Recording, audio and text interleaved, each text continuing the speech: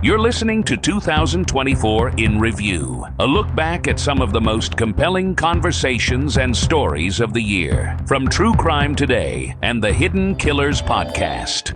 This is the Hidden Killers Podcast with Tony Brueski, featuring former FBI Special Agent and Chief of the Counterintelligence Behavioral Analysis Program, Robin Dreeke. With that Frank's hearing request, there's some new information that is being requested as well.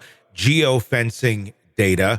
Apparently, there are there are 3 individuals that they have tracked at the time of the assumed murder of when this happened, that were in the location of the actual crime itself. None of which are Richard Allen. Who are those people? We don't know the answer to that question, but there actually is data that shows us who these people are. That is known behind the scenes. Why have we not talked to these people? Why are these people? I guess the question is also, who are these people? Are these people that we do know? Are these names of individuals who we've already kind of gone through and they've already written off as not being part of this? Maybe those folks that they conveniently lost the interviews of. It's all up for speculation right now because we just simply don't know the facts. Yeah, absolutely. That geofencing data is so important in this. And the thing that keeps striking me with this, again, when you get a gut emotional reaction to something, I always ask myself, why? Why do I have that reaction? What I am observing in the backgrounds from past experiences that give me that reaction. And what strikes me with Richard Allen on this one is and we've talked about this, he does not have the typical, doesn't mean isn't an outlier, but he doesn't have the typical behavior and that life arc of someone who would have committed this crime. In other words, if he had just killed 2 girls, that's not for people that commit murder, especially of children, there's a lot of other behaviors that have led up to it. That they did, because remember, it happened 5 years prior to him being arrested, correct? Yes.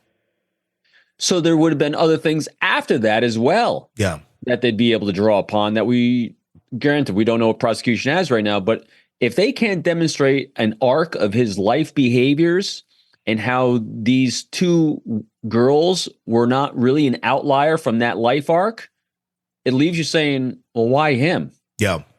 Because that's what's really missing here. He doesn't have the typical, as the profilers say, the profile of someone that would commit this because it looks like an outlier in his life.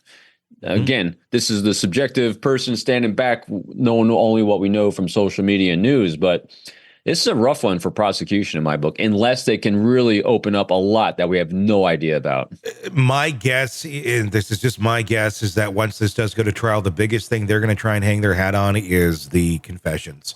I agree. That he made. But how do you argue that in court? I mean, there are false confessions. It happens very frequently. How do you argue that? How do you convince a jury that, look, this guy was under duress and he made these confessions? How does that work? So I am nowhere near an attorney on these things, but what I would, for Robin, as independent person, kind of looking at what I have as behaviors of my defendant, Richard Allen, I would actually play to the mental health issue. Yeah.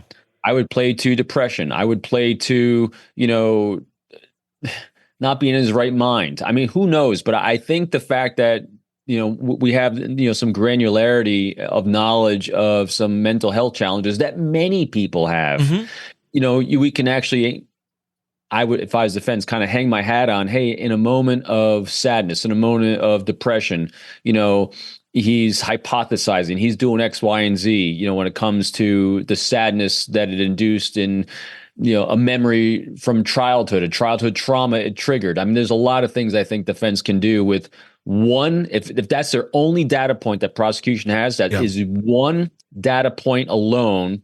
And when you can tie it to a mental health challenge, and then you have a life behavior arc that is inconsistent with murdering 2 children. I mean, that's the route I would go. Yeah. Again, and none of it is consistent with his behavior. I mean, and not that there's, it doesn't make a lot of sense. None of it makes sense.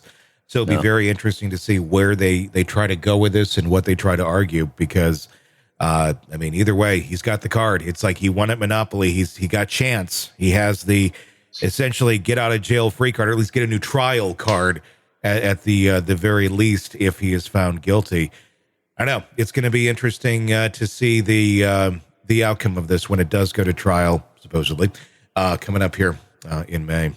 Agreed. And to Alan's credit, I think he's very fortunate. He seems to have a defense team that is equally as skeptical like you and I are about what's going on. And I think they're on his side. And it doesn't seem like, they're just appointed. These are people that are on his side, that believe in his innocence. And so that's what you want. It is. They wouldn't have been sitting there fighting to be back on the trial if they were just like, we got kicked off of this one. I mean, these guys went pro bono and like, we're going to do whatever we need because we believe in this man's innocence. Yeah. So then we go back to, if he is found innocent, who murdered those girls? Who did it? Exactly. Sick of the ads? We are too. Start listening with no commercials now and get access to all of our episodes in advance of everyone else. Become a True Crime Today Premium Plus subscriber on Apple Podcasts. Search True Crime Today Premium Plus on Apple Podcasts or go to our podcast page and sign up now. True Crime Today Premium Plus. Sign up now.